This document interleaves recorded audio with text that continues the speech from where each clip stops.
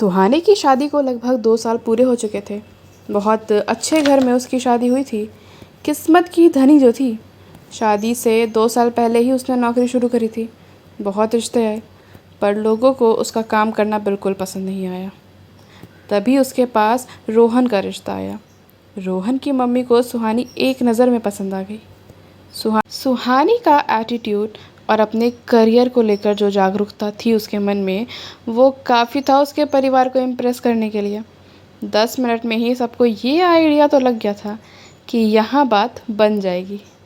शादी भी 3 महीने बाद हो गई। सुहानी एक वर्किंग वुमेन थी, तो उसके अंदर वैसा तेज था जिससे शादी के बाद वाले दिन सब बड़े लोग थोड़ा परेशान थे। उनके मुताबिक तो लड़की के चेहरे पे थोड़ी सी शर्म, थोड़ी हया तक नहीं थी, जो एक नई नई दुल्हन में होनी चाहिए। सुहानी अपनी पूरी कोशिश कर रही थी, लेकिन वो पुलिस वाली थी और जैसे ट्रेनिंग उसको मिली थी, उसके बाद अपने अंदर की लड़कीपन को लाना बहुत मुश्किल हो गया था। फिर रिसेप्शन वाला दिन भी आया। सभी रिश्तेदार जो गांव से शादी में शिरकत होने आए थे, सब ने देखा कि सुहानी पार्लर से तैयार होके आ गई है और उसने घूंघट भरी साड़ी या लहंगा नहीं, बल्कि लेटेस्ट डिज़ाइन का गाउन पहना हुआ था। दोनों बच्चों ने घर पे ही सबका आशीर्वाद लिया, लेकिन सबके तेवर बदले बदले थे। सबसे बुज़ुर्ग दादाजी ने कहा, रोहन बेटवा, ये तुम्हारी बहू को क्या पहना दिए हो? अच्छा लगता है क्या ये सब? ये साड़ी तो नहीं है। अरे घाघरा भी पहन लेती तो समझ में आता। हमारे कितने जान पहचान वाले आएंगे, फिर क्या बोलेंगे हम सबको? बहू नौकरी करती है, संस्कार भूल गई है क्या ये सब के बाद? हम नहीं जानते। इसकी नौकरी छुड़वा दो, तभी हम आज की बात भूलेंगे। पर दादाजी, 1 मिनट रोहन। तभी रोहन की माँ वर्षा जी बोली, आज बहुत लेट हो रहा है, इस बारे में हम सब कल डिस्कस करेंगे बाबूजी। सब लोग हमारा हॉल में इंतज़ार कर रहे होंगे। इतना बोल के वो अपनी बहू अपने साथ लेकर चली गई। देख लो, तुम्हें ऐसी बीवी चाहिए थी, तो अब तुम्हारी बीवी ये सोच रही है कि जो उसने किया वही उसकी बहू भी करेगी। दादाजी ने अपने बेटे से कहा। इतना सुन के सबका मूड ऑफ हो गया था और सब वहाँ से चले गए। रोहन को अंदर से बहुत गुस्सा आ रहा था। वो सुहानी से प्रेम जो करने लगा था, तो उसके बारे में गलत कैसे सुने? ऊपर से नौकरी करना कब से गलत हो गया? उस दिन के बाद किसी ने जल्दी रोहन के माता पिता को फ़ोन भी नहीं किया। उन्हें भी इससे कुछ फ़र्क नहीं पड़ता था।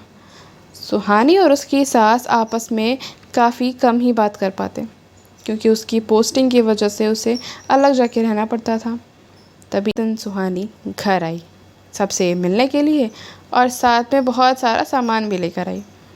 जब वो घर के अंदर आई तो उसने देखा कुछ रिश्तेदार सबसे मिलने आए हुए थे। सुहानी ने बहुत ही कैजुअल कपड़े पहने थे। उसको देख के कोई ये नहीं कह सकता था कि सुहानी उस घर की बहू है। वहाँ खड़े लोगों को तो ये बात ही हज़म नहीं हुई। उसने जाके सबके पैर छुए और अपनी सास के पास जाके खड़ी हो गई।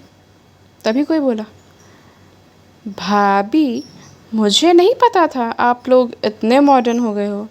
चलो, नौकरी कर रही है, एक बार को ये समझ में आता है, लेकिन ससुराल कैसा आना चाहिए इससे तो इसका ढंग भी नहीं पता है। भैया के सामने ये बिना घूंघट के रहती है क्या? मुझे नहीं पता था नौकरी करने से लोग अपने संस्कार तक भूल जाते हैं। बस बस करो, मेरी बहू से कोई ये बोले मुझे बिल्कुल पसंद नहीं। मैं खड़ी हूँ यहाँ और साथ ही साथ यहाँ पे सबसे बड़ी हूँ। जब मैं ही कुछ नहीं कह रही तो तुम लोगों को क्यों दिक्कत हो रही है? भाभी, दीदी सही तो कह रही हैं। आप ही बताओ कि पहले तो ये सभी किसकी कमाई का ख़रीद के लाई है? अगर रोहन ने अपने पैसों का भेजा है तब तो ठीक है, लेकिन अगर इसका है तो आप ये मत रखिएगा। भला बहू की कमाई भी कोई कमाई हुई? मेरी बहू को देखिए, पढ़ाने का बहुत शौक़ है तो बस घर पे ट्यूशन पढ़ा लेती है। इच्छा की इच्छा और कमाई की कमाई। कम से कम मुझे पता तो रहता है वो कर क्या रही है।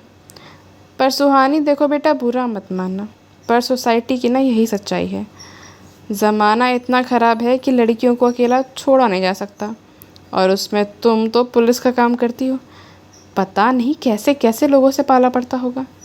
मेरी मानो ये सब छोड़ दो। तुम्हारी नौकरी में ज़्यादा पैसा तो है नहीं, तो इतना तो तुम कोई घर पे रह के भी करके कमा लोगी। कम से कम रोहन तो भैया भाभी के साथ घर पे रहेगा। पर अभी देखो, तुम एक शहर में होने के बावजूद वो छोटे से क्वार्टर में रहती हो। तभी सुहानी तपाक से बोली, छोटी बुआ जी, मानना पड़ेगा, अच्छी बात को भी गोल गोल घुमा के बुरा बनाने का टैलेंट है आप में। और रही बात मेरी और मेरी नौकरी की, तो ये लोग जानते हैं मेरी सच्चाई। आपको जवाब देना मैं ज़रूरी नहीं समझती। माँ, वो सुहानी बेटा तू अंदर जा, आराम कर, मैं थोड़ी देर में आती हूँ। सुहानी अपनी सास की बहुत इज्जत करती थी, इसलिए बिना कुछ कहे अंदर चली गई। हाँ, तो मेरी प्यारी नंदो, सुना मैंने तुम लोगों का। मुझे लग रहा है ना, जो मेरा डर था वो ख़त्म हो गया तुम्हारे अंदर से। तुम दोनों को अच्छा पढ़ाने की कितनी कोशिश करी, पर जब ध्यान ही उल्टी चीज़ों में हो तो सही बात भी गलत ही लगती है। ढंग से ना पढ़ने की वजह से ये सोचा तुम दोनों की। मेरी बहू इंडिपेंडेंट है, खुद का कमाती है, खुद का खाती है। जब पिछले साल रोहन की नौकरी गई थी तो तुम सबको पता था, लेकिन किसी ने साथ खड़े होने तक की ज़हमत नहीं जताई। इतनी फाइनेंशियल प्रॉब्लम्स थी हमें, तो मेरी बहू थी जो हमारा सहारा बनी। 1 मिनट का संकोच किए बिना आ गई। हाँ, उसका फ़र्ज़ था, यही कहोगे ना तुम लोग। लेकिन ज़रूरी नहीं था कि वो अपने पैसे निकालती। वो चाहती तो सिर्फ रोहन और अपना खर्चा निकाल सकती थी, पर नहीं, उसने हमें भी पैसे भेजे और अपने माँ बाप को भी। वहीं तुम्हारी बहुओं को भी मैं बहुत अच्छे से जानती हूँ। जो ट्यूशन से पैसे उसके मिलते होंगे ना, वो तुम पे तो कभी नहीं खर्चा करती होगी। सही कहा ना मैंने। मेरी बहू इसलिए नहीं पसंद कि वो कमा के मुझे देती है, खिलाती है, अपना पैसा देती है। बस मैं खुद को उसमें देख सकती हूँ, मेरी परछाई देख सकती हूँ। जो इच्छाएं मेरी थी, मैं उसे वो पूरा करते देख रही हूँ। वो तुम सब जितनी टॉक्सिक तो नहीं है, और मेरे पीठ पीछे मुझे गालियाँ भी नहीं देती। वो इस पूरे घर की सपोर्ट सिस्टम है। इनको रिटायरमेंट के बाद अपना बिज़नेस शुरू करना था, तो तुम सब से सजेशन लेने गए, लेकिन तुम लोगों को लगा तुम्हारे भैया तुमसे पैसे मांगने आए हैं। लेकिन वही पैसे जो मेरे बेटे बहू कमा रहे हैं, उससे उनकी मदद हो गई। पर यहाँ तुम लोगों को लगता है उसे नहीं कमाना चाहिए। मेरी समझ में हर लड़की को पढ़ना चाहिए, अपने पैरों पे खड़ा होना चाहिए, समाज में एक रुतबा होना चाहिए। परिवार चलाने की जिम्मेदारी सिर्फ मर्द पे ही क्यों, औरत भी उस काम में बराबरी का हक रखती है। कहानी एक पुलिस ऑफिसर है, तुम जैसे लोगों से डील करना उसे अच्छे से आता है, पर इतने टाइम से वो सब कुछ सह रही है, बोल नहीं रही, सिर्फ हम लोगों की वजह से। मेरी बहू इंडिपेंडेंट है और मुझे उस पर बहुत प्राउड है। तुम्हारी बहुओं को भी आईना मिलना चाहिए। हर लड़की को अपनी रोटी खुद की कमाई से खाना चाहिए। पति एक दिन छोड़ देगा तो क्या करेगी लड़की? या तुम जैसी सास दहेज ना देने पे मारेगी तो क्या करेगी लड़की? पढ़ाई सब करते हैं, पर पैरों पे खड़ा कोई कोई होता है। मुझे लगता है मेरी बात बहुत अच्छे से समझ गई होगी तुम दोनों।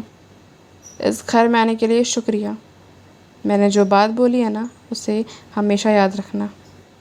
तुम दोनों की भी बेटियां हैं और एक दिन उनकी भी शादी होनी है, तो ध्यान रखना कोई इन्हीं पैसों की वजह से तुम्हारी बेटी पे सवाल ना खड़ा करे। इतना बोल के वर्षा जी ने सबको अपने घर से टाटा बाय बाय कर दिया। सबके चले जाने के बाद सुहानी बाहर आके अपनी सास को देख के प्यार से मुस्कुरा देती है।